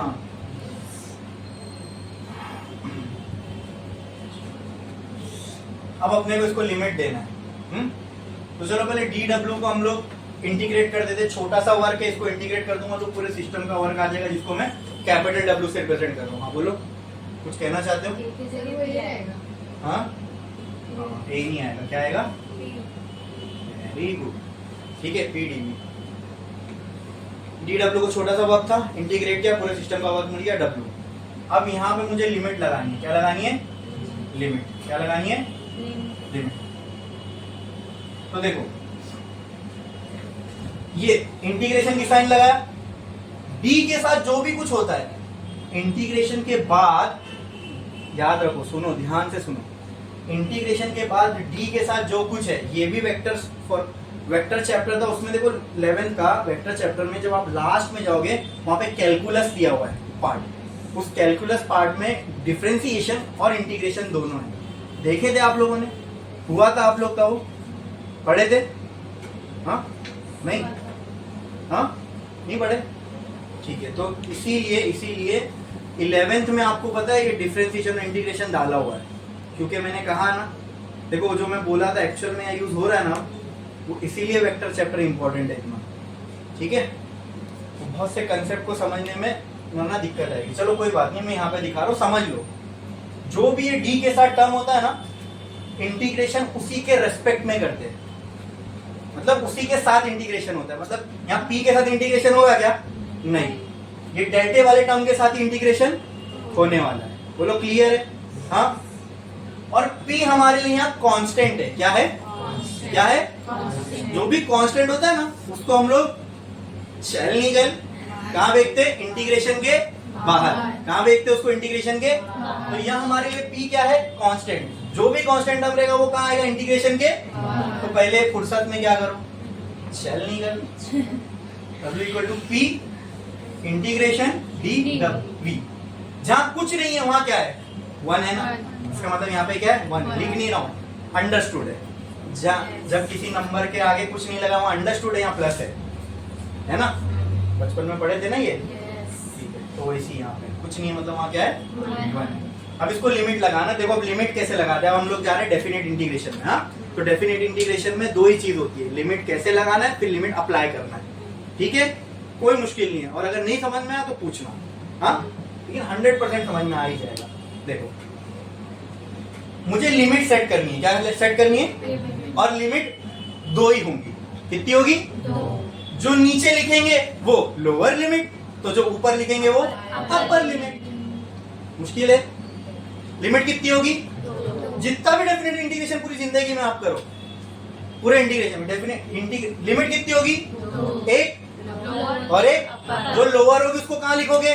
नीचे। जो अपर लिमिट होगी उसको कहाँ लिखोगे? अच्छा, अब इसके लिए लिमिट सेट करना है। क्या सेट करना है? Limit.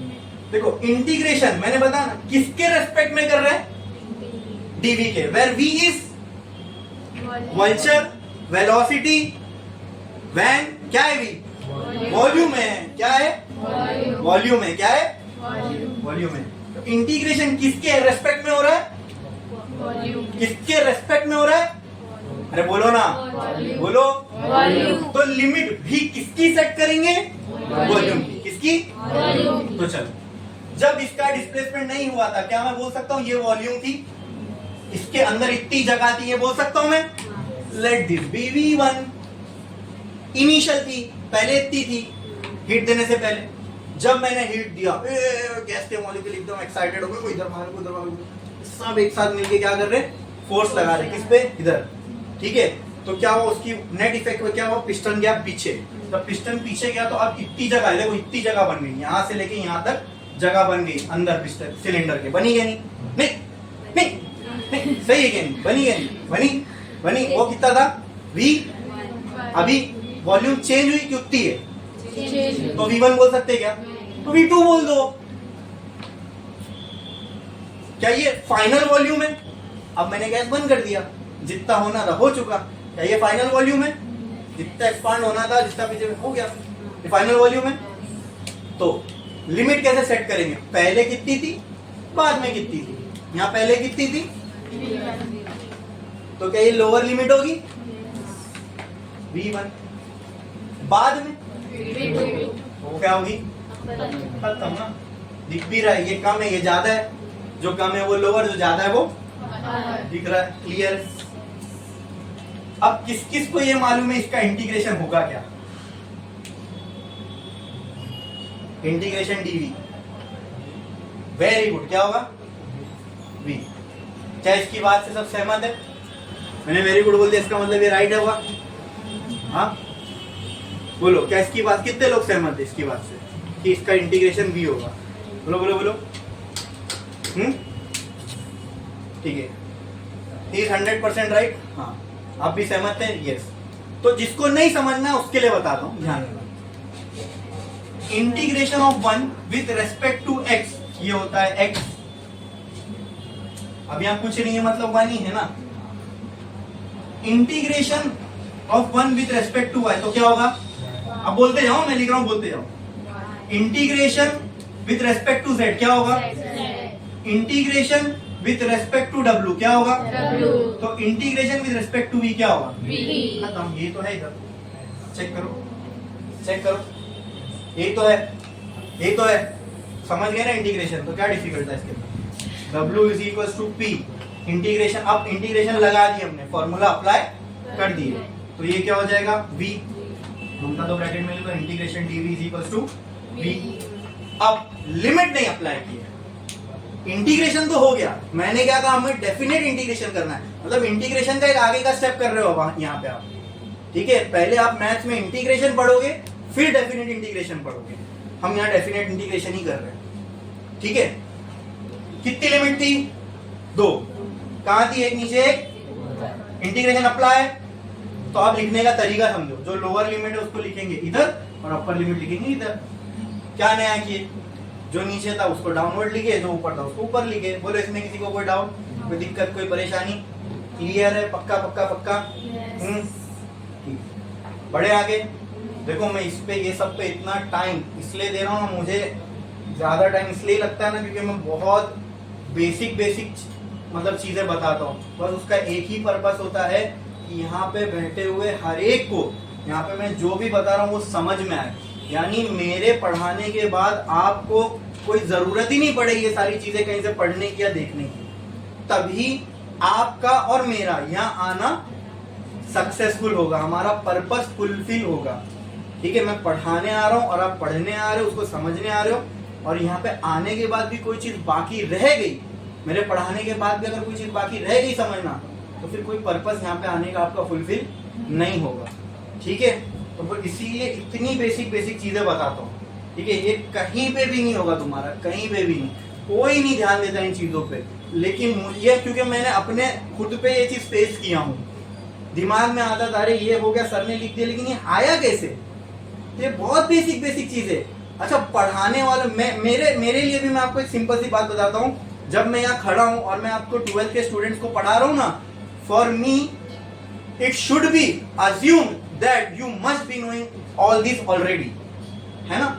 As a 12th standard को पढ़ाने वाला टीचर, क्या ये मेरे को समझ के नहीं चलना चाहिए कि ये चीज आप ऑलरेडी जानते होंगे और मुझे उसके आगे पढ़ाना है? ठीक है, जो मैं आपको अभी पढ़ा रहा हूँ, और अगर मैं ऐसा करूं तो भी मेरे ऊपर कोई उंगली नहीं उठा सकता। ठीक है, क्योंकि 12th का जो पढ़ाना है वो तो मैं पढ़ा रहा हूँ, लेकिन ये सब जो मैं आपको करा रहा हूँ, ये बताया, ये बताया, ये बताया, ये सब क्या था? सब 12th नहीं था, ये सब पिछली क्लासेस में हो चुका है आपका। लेकिन बताने का सिर्फ एक पर्पस है कि सबको, वो बंदा भी जिसको कुछ नहीं आता उसको भी सब कुछ समझ में आए, कोई चीज बाकी ना रहे। बोलो क्लियर है? तो आपसे मैं पूछता हूँ कि अब तक जो भी मैंने बताया, जो भी बोर्ड पे है आपके सामने, तो सबको समझ में आया? क्लियर है? बुक में अगर आप देखोगे ना, ये वर्क का सिर्फ इतने से पार्ट में खत्म है फॉर्मूला, लेकिन मेरे को कितना टाइम लग रहा है बताने में। तो बहुत बेसिक चीज है, समझ समझना, बहुत टफ चीज बता रहा हूँ मैं, बहुत सिंपल चीज है बुक के हिसाब से। लेकिन हाँ, इस पे टाइम मैंने, अगर इस पे हमने अच्छे से टाइम दिया, इसको अच्छे से आप समझ गए ना, तो ये मैं गारंटी के साथ बोलता हूँ, जो बुक में इतना बड़ा बड़ा है ना, तो आपको ऐसे समझ में आ जाएगा, क्योंकि आपके बेसिक क्लियर रहेगा। कुछ नहीं होता, कोई चीज समझने और नहीं समझने में मैं समझता हूँ एक ही फर्क है कि समझना इधर है, नहीं समझना इधर है, बीच में गैप होता है। वो गैप किस चीज का होता है? कुछ बेसिक चीजें होती है जो हमारे दिमाग में नहीं होती है, जिसकी वजह से ये समझने वाली चीज हमको नहीं समझ में आ रही होती है। जब वो गैप को फिल कर दोगे ना, तो ऑटोमेटिकली वो चीज समझ में आ जाएगी। वो गैप ही रहता है जिसकी, वो गैप क्या? नॉलेज का गैप। कोई चीज जो हमको मालूम होना चाहिए था, वो हमको मालूम नहीं है, इस वजह से जो चीज समझ में आनी चाहिए थी वो चीज समझ में नहीं आती है।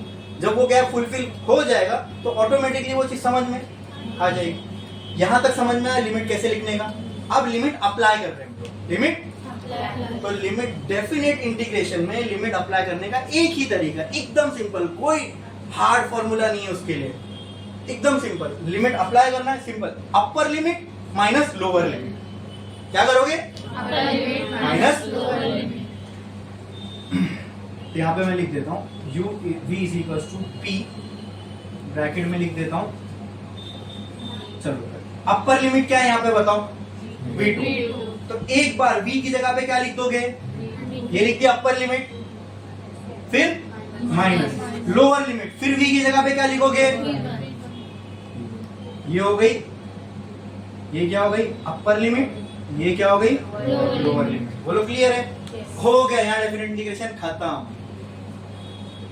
कुछ डिफिकल्ट था डेफिनेट इंटीग्रेशन को अप्लाई करना। डेफिनेट क्यों बोलते हैं? क्योंकि यहाँ लिमिट सेट हो जाती है, यहाँ से शुरू होगा यहाँ खत्म होगा, इसलिए इसको डेफिनेट बोलते हैं। हमने तय कर दिया, फिक्स कर दिया कोई चीज को, यहीं से शुरू होगी यहाँ खत्म हो जाएगी, तो डिफाइन कर दी ना, इसलिए हम इस इंटीग्रेशन को क्या बोलते हैं? Definite integration. अप्लाई कैसे करते हैं समझ में आया? लिमिट को upper limit minus lower limit. तो W will be is equals to P V2 minus V1। ये हो गया एक और फॉर्मूला, किसका? वर्क का। किसका? बोलो क्लियर है? इसमें किसी को कोई डाउट? पक्का? ये एक वर्क का फॉर्मूला था, और ये भी, ये वाला इसको भी, ये एक वर्क का फॉर्मूला हो गया, ये एक वर्क का फॉर्मूला हो गया, और ये एक फाइनल वर्क का फॉर्मूला हो गया। बोलो क्लियर है? हाँ, इसमें किसी को कोई डाउट? अच्छा, ये माइनस में, तो क्या हम लोग इसको ऐसा भी लिख सकते हैं? अभी तो बताया था, कोई चीज का डिफरेंस हो, जैसे वहां डेल्टा T2 माइनस T1 था तो डेल्टा T लिखे थे, V2 माइनस V1 है तो इसको डेल्टा ये हो गया, खत्म। क्या ये फॉर्मूला वर्क का F इंटू एक्स से अलग दिख रहा है? ये फॉर्मूला किसका है? वर्क का है ना। हम कौन सा वर्क का? हमको एक ही फॉर्मूला पता है, फोर्स इंटू, लेकिन ये वैसा दिख रहा है क्या दिखने में? तो ये थर्मोडायनेमिक के टर्म्स में वर्क का फॉर्मूला है। क्लियर है? आया इसी से है, ठीक है? आई बात समझ में? क्लियर? बोलो, जो भी मैंने बोर्ड पे लिखा है अभी राइट नाउ जो आपके सामने है, क्या इसमें किसी को कोई डाउट है? पक्का? बोलो, समझ में आया सबको अच्छे से? क्या इसमें किसी को कोई भी डाउट है? बोलो क्लियर है? कोई दिक्कत, कोई परेशानी? छापो, स्टार डालो और लिखो expression mathematical relation of thermodynamic work. लिखो mathematical relation of thermodynamic work. और ये पूरा फॉर्मूला हमने कौन से सिस्टम को दिमाग में रख के किया है? बोलो, सिस्टम को, पिस्टन सिलेंडर अरेंजमेंट। समझे ना? किसी को कोई डाउट? लिखो फटाफट, नोट बताओ।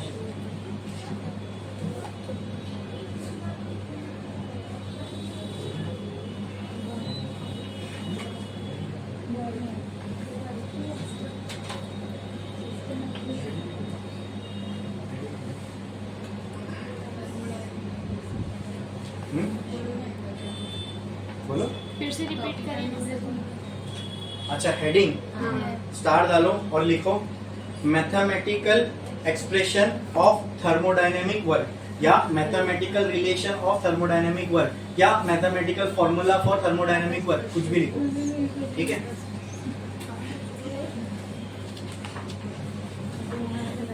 यहां से शुरू होगा, यहाँ पे खत्म, ठीक है? और जितने जितने इंपॉर्टेंट रिलेशन से मैंने डब्बा बनाया, आप भी डब्बा बनाओ, इससे समझ में आएगा हाँ भाई ये काम के रिलेशन से हमारे आगे यूज होने वाला, ठीक है?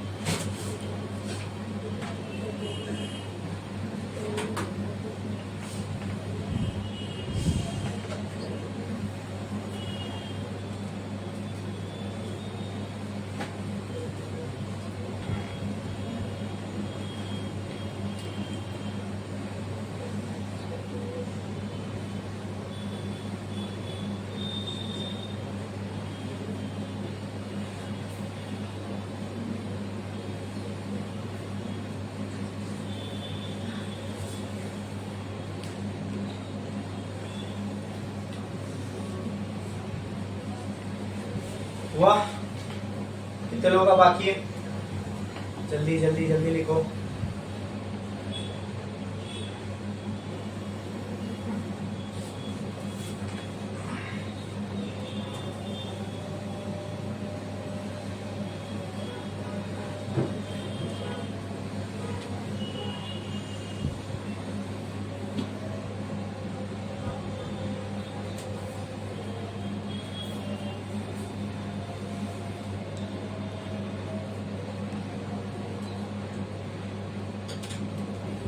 मेरे लेक्चर में आप लोग को अपनी लिखने की स्पीड बढ़ानी पड़ेगी।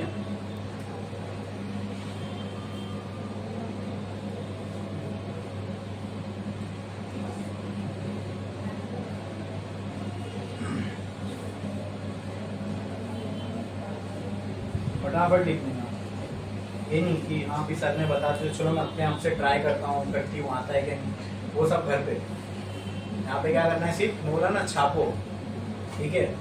तो रिवीजन घर पे देखते हैं ना कितना आप लोग पढ़ते हो, वो इम्पोर्टेंट है। यहाँ पे तो आपको सब समझ में आ गया।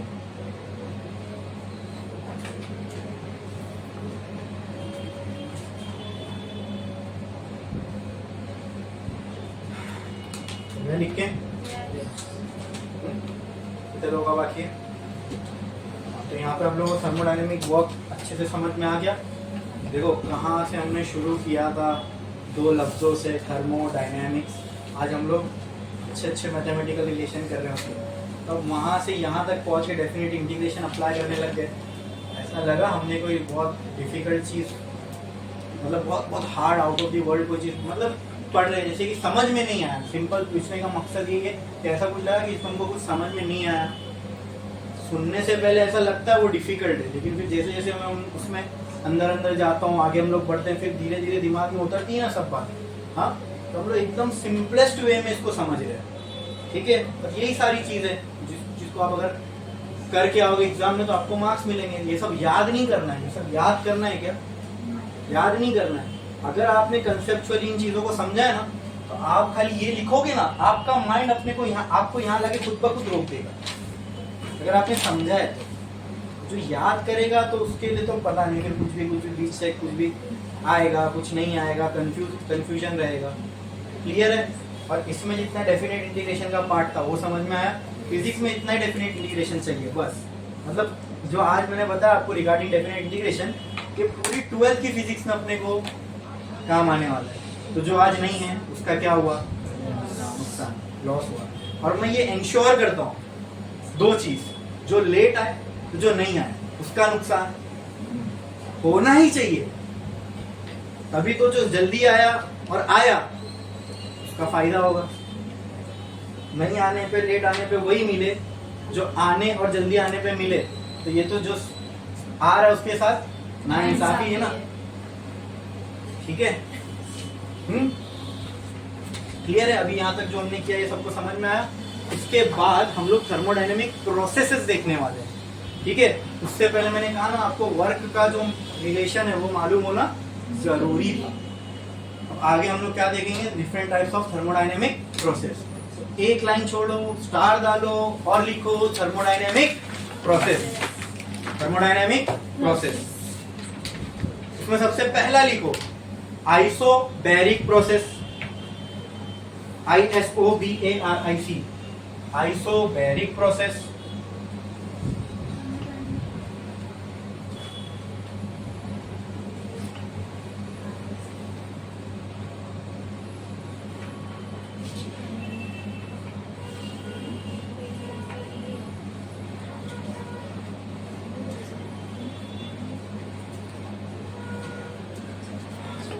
सेकेंड लिखो isochoric process, CHORIC, choric process, isochoric process. फिर लिखो आइसोथर्मल प्रोसेस, आइसोथर्मल प्रोसेस, ठीक है। इसके बाद एक और है एडियाबैटिक, लिखो मत, उसको आइसेंट्रोपिक भी बोलते हैं, लेकिन उसको अपन बाद में देखेंगे अलग से। इसमें क्यों? क्योंकि उसका नाम थोड़ा सा अलग है, ये सेम है, तो इन तीनों को पहले देख लेते हैं, उसके साथ एक साथ देखेंगे। इन तीनों में थोड़ा सेम है बोले तो कुछ चीजें मुझे बतानी है जो इन तीनों के सेम नाम से आपको ठीक से समझ में आएगी। ठीक है, आपने क्या लिखे? Isobaric, isochoric, isothermal. जब भी आप ये वर्ड लिखते हो ना आइसो, यस मतलब यहाँ पे कुछ तो क्या होगा? सेम होने वाला है। क्या होने वाला है? सेम होने वाला है। क्लियर है? तो अब इसके नाम से आपको बताता हूँ, थोड़ी बहुत समझ आपको यहीं आ जाएगी, फिर इसको जब हम लोग डिराइव करेंगे तो और अच्छे से समझ में आएगा। ठीक है, तो आइसो मतलब समथिंग विल बी सेम और कांस्टेंट। बराबर सेम मतलब वही कांस्टेंट होगा, मतलब वैल्यू चेंज। तो आइसो मींस सेम। तीनों प्रोसेस में सबसे पहले लगा हुआ है आइसो, मतलब ये तीनों भी एक तरह के प्रोसेस है, बट इन तीनों में कोई तो चीज सेम होने वाली है। Very good. क्या होने वाली है? तो पहला जो प्रोसेस है अपना वो क्या है? Isobaric process. तो इसको समझने का एक तरीका बता रहा हूं, ध्यान से सुनना। ठीक है, आइसो मींस सेम। इसके आगे देखो, ये 3 वर्ड दिख रहे बार। ठीक है, तो फिजिक्स के टर्म्स में बार जो है वो यूनिट ऑफ प्रेशर है ना। 1 बार, 2 बार, 3 बार, बोलेगे तू 10 बार बाहर जाता है, ये वो बार ये बार सेम है ना? अरे नहीं भाई, बार जो है in terms of physics is the unit of, पता है कि नहीं पता है ये बात? हाँ, एनर्जी की यूनिट क्या होती है? जूल। डिस्टेंस की क्या होती है? मीटर। ठीक है, करंट की एम्पियर। बराबर। ठीक है, और मास की केजी। उसी तरह भाई प्रेशर एक है ना क्वांटिटी। अभी तो आपने बोला सर प्रेशर लगाएगी गैस, तो प्रेशर की एक यूनिट होती है, उस यूनिट का नाम है बार। ठीक है, पास्कल भी होती है, न्यूटन पर मीटर स्क्वायर भी होती है। बराबर।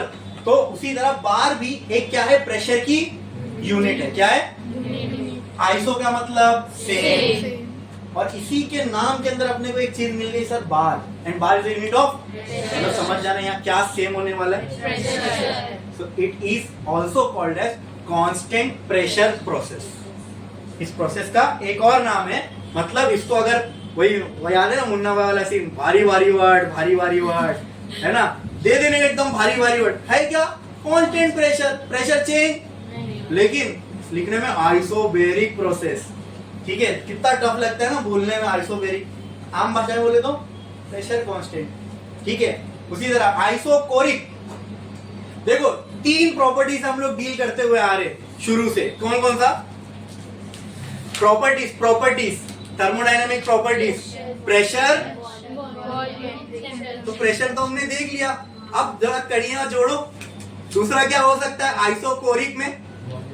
वेरी गुड, क्योंकि तीसरे में तो हमको थर्मल दिख रहा है, तीसरे में तो हमको थर्मल वर्ड दिख रहा है, तो उससे हम वो भी पकड़ सकते हैं कि आइसोथर्मल में क्या हो सकता है। क्योंकि थर्मल इक्विलिब्रियम में हमने देखा था क्या कांस्टेंट था? थर्मल इक्विलिब्रियम में क्या कांस्टेंट था? 3 टाइप के इक्विलिब्रियम देखे थे, थर्मल, केमिकल, मैकेनिकल। तो थर्मल में क्या कांस्टेंट था? 0th लॉ, उसी पे तो बेस था। वेरी गुड, क्या कांस्टेंट था? जोर से क्या? क्या? तो जहां ये वर्ड थर्मल आ रहा है मतलब वहां कहीं ना कहीं किससे लेना देना होगा अपना?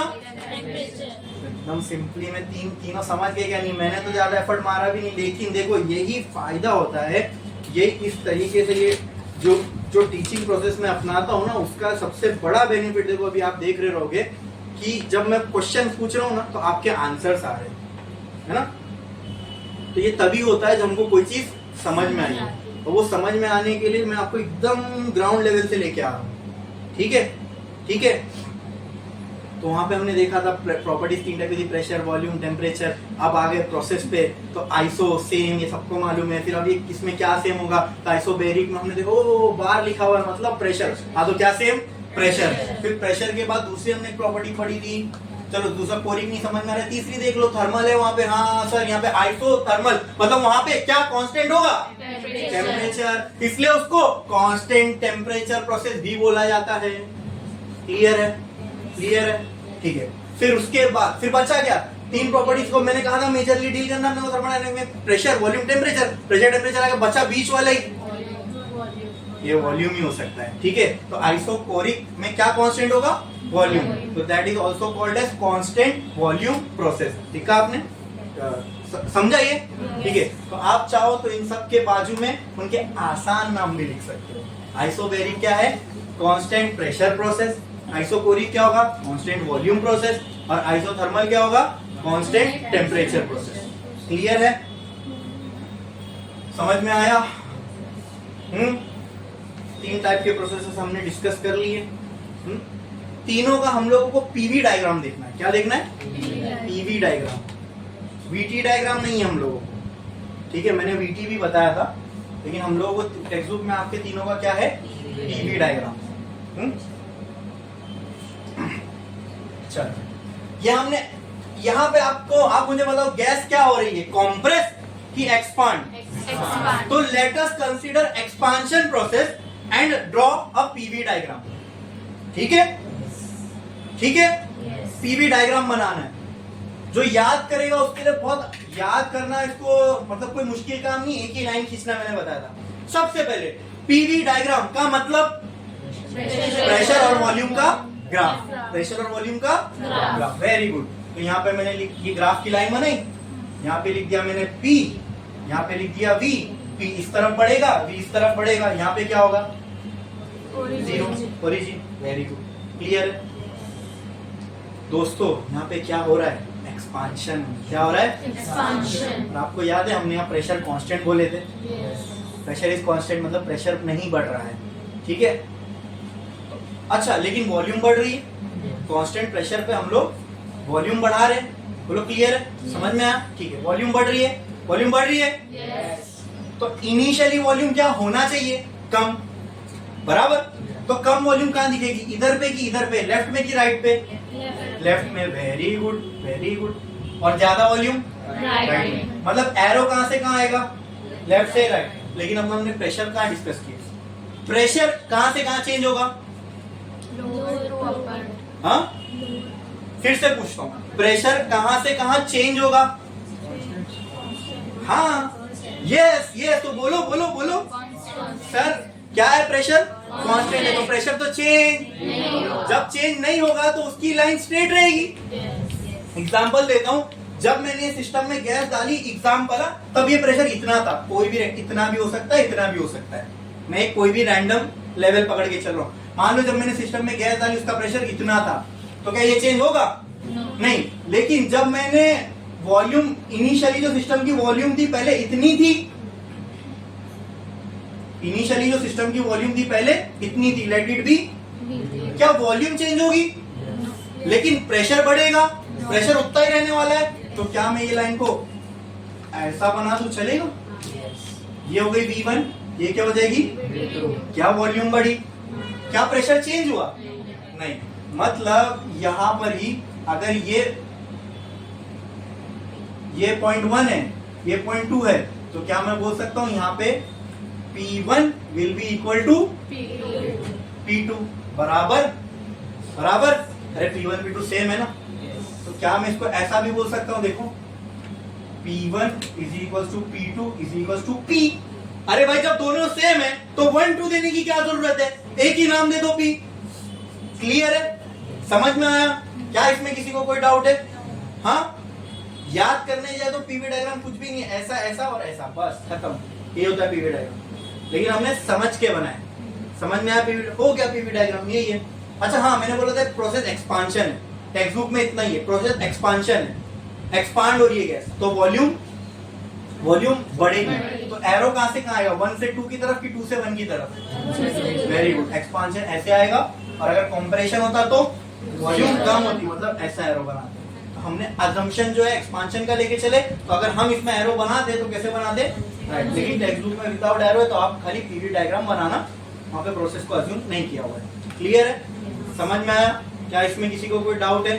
हाँ, एक चीज और खाली पीवी डायग्राम में मेरे को बताने की रह गई थी, अब इसमें बता रहा हूं।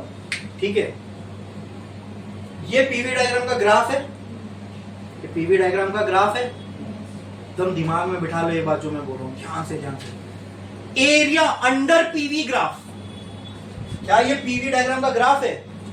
तो क्या ये उस ग्राफ के अंदर की एरिया है? Yes. क्या ये उस ये रेक्टेंगल जैसा बन रहा है? क्या ये लेंथ ये ब्रेड्थ होगी? Yes. Area under PV graph gives us the value of work. मतलब अगर मैं ये एरिया कैलकुलेट करूंगा तो एक नंबर मेरे पास आएगा, वो नंबर वर्क की वैल्यू होगी। ये प्रोसेस करते टाइम वर्क लगा होगा ना, तो वो वर्क की वैल्यू ये मुझे दे देगा। मतलब मैं इसी ग्राफ से एक और चीज पता कर सकता हूं प्रेशर और वॉल्यूम के अलावा। वो क्या है? वो क्या है? क्लियर है? क्लियर है कि नहीं समझा? समझ में आया? देखो सिंपल सी बात है, पीवी ग्राफ आपने बनाया, एक लाइन बनेगी, कर्व बनेगा, जो भी उस कर्व को आप उस कर्व की दोनों पॉइंट को आप नीचे तक जोड़ दो।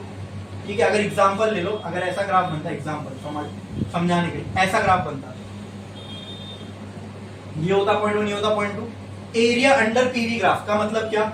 यहां से एक लाइन नीचे की तो यहां, अब ये एरिया होगा पीवी ग्राफ के अंडर का।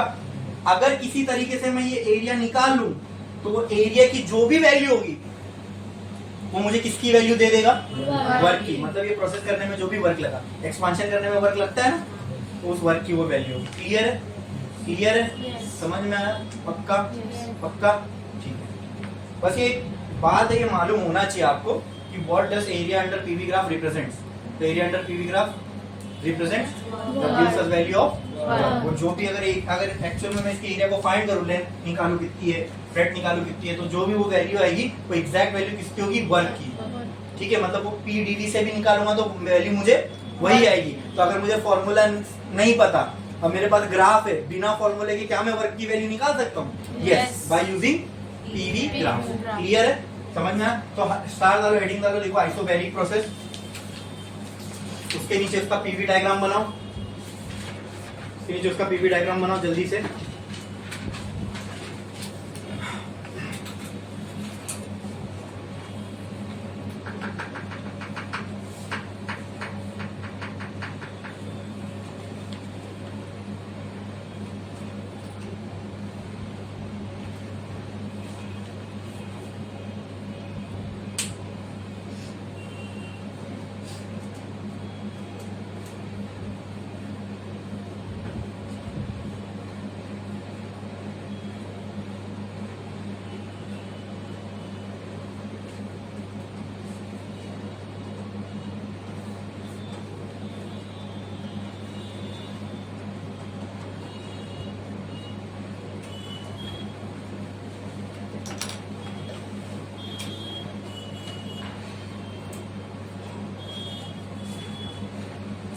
हो गया? एक लाइन छोड़ो, स्टार डालो, नोट करके लिखो। नोट, एक नोट है, ये मालूम होना चाहिए हम लोगों को। देखो नोट, और वो नोट में क्या लिखना है कि area under PV graph, the area under PV graph gives us the value of work done in the process.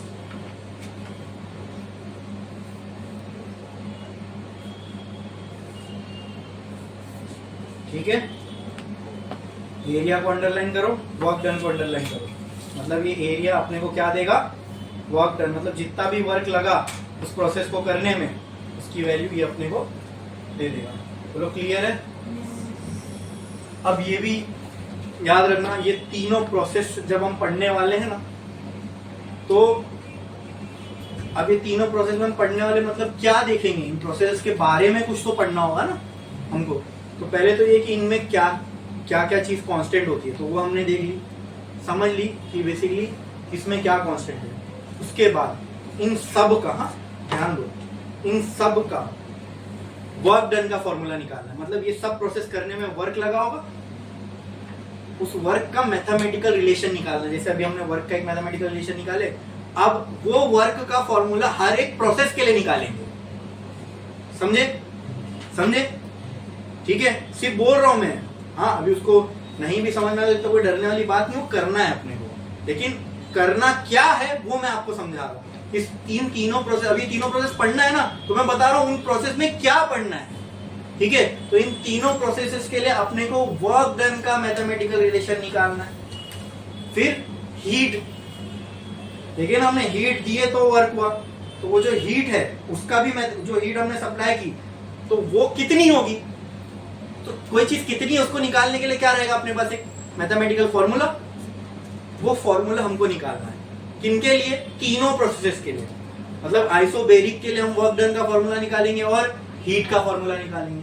उसी तरह आइसोकोरिक के लिए वर्क डन का और इसी तरह आइसोथर्मल के लिए वर्क डन और हीट का। अभी हमने निकाला ना वर्क डन का फॉर्मूला। ऐसे अब इंडिविजुअल प्रोसेस के लिए वर्क डन का निकालना है, तो अब वो अच्छे से समझ में आएगा। क्यों मालूम है? जो वर्क डन का फॉर्मूला कैसे निकालते हमने ऑलरेडी देखे, इसलिए पहले मैंने वो बताया। ठीक है, और भी जो चीज यहाँ पे हुई है फर्स्ट लॉ, अब आप देखोगे एक्चुअल में फर्स्ट लॉ यहाँ अप्लाई होगा। इन तीनों प्रोसेस में आप एक्चुअल में देखोगे यहाँ पे फर्स्ट लॉ हम लोग अप्लाई करेंगे। तो ये पढ़ने से पहले अगर फर्स्ट लॉ यहाँ अप्लाई होने वाला है तो हमको क्या मालूम होना जरूरी है? फर्स्ट लॉ मालूम होना जरूरी है। जब मैं बोल रहा हूँ यहाँ अप्लाई करना है तो ये पढ़ने से पहले हमको क्या मालूम होना जरूरी है? First law. और वर्क डन का फॉर्मूला जब हमको निकालना है तो क्या वो मालूम होना जरूरी है? क्या हमने दोनों कर लिए? तो वो करना हमारे लिए मुश्किल नहीं होगा, क्योंकि उसके लिए जो प्रीरिक्विजिट नॉलेज थी वो हमने ऑलरेडी देख लिया, वहां तक हम लोग आ चुके हैं। क्लियर है? ठीक है, तो आज जो भी कुछ हुआ वो सबको अच्छे से समझ में आया, एकदम क्लियर है, पक्का पक्का। आज के लिए बस इतना ही।